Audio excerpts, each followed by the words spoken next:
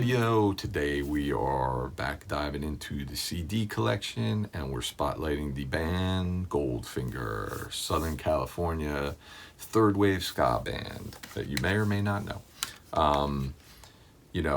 I kind of became aware of them in the mid 90s, right when they came kind of out of the gate with their self-titled album, Goldfinger. The single Here in Your Bedroom was very, very popular, got tons of radio play, lots of MTV airplay. But, they were, right in the middle of that whole third wave ska thing that was happening, in the 90s. All those bands became pretty popular, no doubt. Mighty Mighty Boss Tones, who'd been around for a little bit longer, but they were that's when they had their success. Less Than Jake, Real Big Fish, Save Ferris, all those bands. They were really popular for a couple of years and then they all kind of faded away. A lot of them are still kind of kicking around. Goldfinger certainly is. Real Big Fish is. Some of them still record music. Some of them are just out there touring. They still have that kind of fan base that they can still play shows and get a pretty good crowd. But so this was their debut, came out in 96. I remember picking this up, I think, at a warehouse out in Burbank or something like that. Bought it after I heard Mabel. I'd heard Here in Your Bedroom and liked that. Then when Mabel started getting airplay, I really liked that song a lot and decided to pick up the album. And it's a good one. It's the ska. It's got that third wave ska sound, but it also has kind of punk elements in there. John Feldman, who's sort of the ringmaster of Goldfinger, I think he'd been kicking around in different bands for a little while before kind of Goldfinger hit. I think so. I think he kind of had sort of some of that punk. I think his earlier bands maybe were a little more based in punk and stuff. So that's sort of how that element kind of creeps in here a bit. But this is a really good record. Mind's Eye's really good. Anxiety, Answers, Miles Away, really good record. And then their follow-up comes out in, I believe, 97, Hang-Ups. Really like this record. I think I bought it, right after it came out. I think the lead single was This Lonely Place, and that had kind of a funky video. It was kind of like a takeoff on like Alien or something like that. And the song Superman got a lot of airplay. I think it's in some video games and stuff too, but I really like this album. I even have it on vinyl. I like it so much. Just a really good collection of songs. 20 Cent Goodbye, Carlita, I Need to Know, The Last Time, Chris Caton. Just a really good collection of songs. There's my ticket stub. I went to see them. They played in Irvine, California with the Voodoo Glow Skulls. It was kind of like an all-day festival-y kind of thing. Then they put out this album, Darrin's Coconut Ass, live from Omaha, which leads you to think that it's a live record, but it's not. It's actually a cover album. They do covers of Just Like Heaven by The Cure, Is She Really Going Out With Him, Nightclub, Kids Are All Right, Man in a Suitcase. Really good batch of cover tunes here to hold us over until their next studio record, which is Stomping Ground. So this is where they start to kind of drift away from the ska sound and focus more on kind of that pop punk sound. It's a good record. I was a little disappointed that they were kind of dropping the horns and stuff because I did like that. But, still a good batch of tunes. There's a ticket stub. I went to see them with Less Than Jake. They were at Roseland Ballroom in New York. And I remember going to see this show with my buddy Pat Gallagher, and we got up on stage with the band. They invited a whole bunch of people to come up and just do whatever on stage, so we jumped up there. I wish I had had a cell phone or something at the time.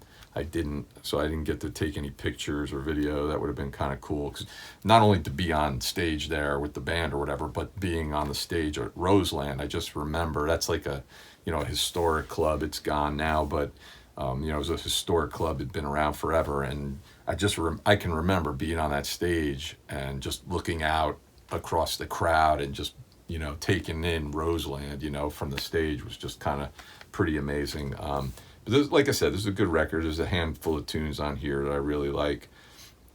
I'm Down, Counting the Days, San Simeon, Margaret Ann, Donut Dan. They do a cover of 99 Red Balloons on here, which I think was kind of a single. I don't know how well it did, but I just do remember that. So then they put out Open Your Eyes, and this is, again, this is kind of like really going away from the ska and really focusing on the pop punk stuff. Spokesman, I think, was kind of a single. Open Your Eyes. What other ones on here? I don't know. None of the other ones are kind of ringing the bell. Another ticket stub. This one's from Starland Ballroom. Remember that show? That was pretty good. I remember that one. I think they invited the band up on stage, but I didn't go. Yeah, another collection of pretty good tunes. But again, it's, you know, no more ska sound. It's really just kind of pop punk. And they put out a few records after that that I didn't pick up. You know, I remember hearing some stuff from them, and none of them really caught my ear. And I'd read kind of middling things about them. People weren't that crazy about them. So I kind of, you know, drifted out of my, you know, sight or interest or whatever. I still listen to those other records every now and then, but I wasn't really paying that much attention. And they weren't, and there was a period where they weren't really doing anything. John Feldman, who I mentioned, he went on to be a very successful producer with a lot of acts. But then a few years ago, Freakbeat out in Sherman Oaks, California, were having a sale, crazy sale, like I think 50% off everything in the store, something like that. And I went there and picked up a bunch of stuff, and they had this album by Goldfinger called The Knife, which came out in, I think, 2017. So years and years after the last Goldfinger record I picked up, they had this, and I'd heard about this record, and I didn't pick it up originally. Wasn't really that interested. You know, John Feldman had more or less got rid of the whole band and brought in a bunch of kind of hired guns. I know there was one dude from MXPX was in here. Travis Barker from Blink-182 is playing drums on a handful of stuff. But they'd gotten rid of the band essentially, and you know, I mean, you could almost call this like a solo project in a way. But it remained the name Goldfinger, and so I bought it there because it was half price. I probably got it for $2 or something like that. And it's not bad. It's pretty good. There's a handful of songs on here that I do like.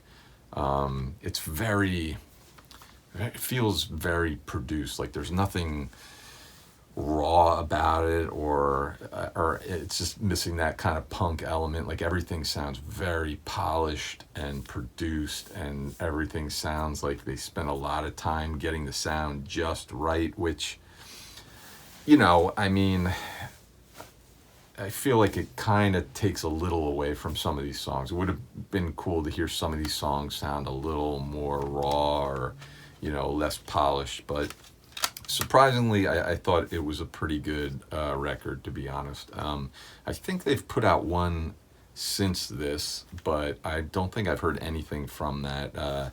When COVID hit, they were doing a bunch of like, live performances or songs. Like they would get together and do a bunch of songs and release some sort of, just for YouTube or whatever, but which were kind of cool.